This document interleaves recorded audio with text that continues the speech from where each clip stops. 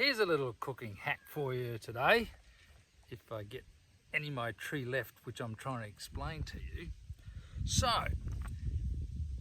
most of you might have seen this. This is Chinese 5-spice.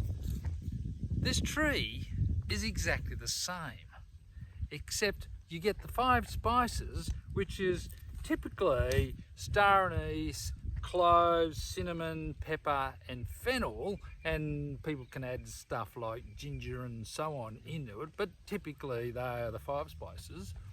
Or you can just take one leaf of this little tree, which is called, by the way, an allspice tree, sometimes called a Jamaican pepper, and if you smell it and then smell your 5 spice, it's exactly the same. Unbelievably, this one leaf has those 5 spices in it.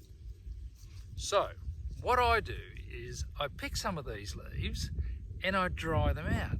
Now come with me, I'll show you one other little trick in my orchard which makes it a really special 5 spice. So I've got the 5 spice from my allspice tree, and what you need is one of these, right? The mandarine. Not the fruit, you get to eat it, it's all nice and yummy, but in this case you need the skin.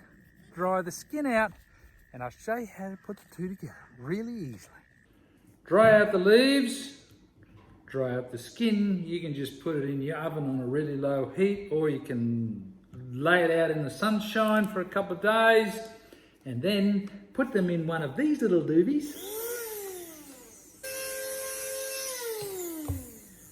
And you come up with your very own 6 spice. Now, if you're like me, I like to put more mandarin in than probably normal, but like 5-to-1 on your mix.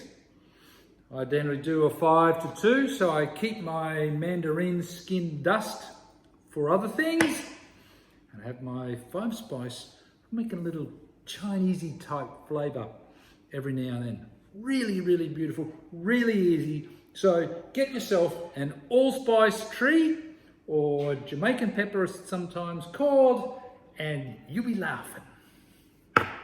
Cheers.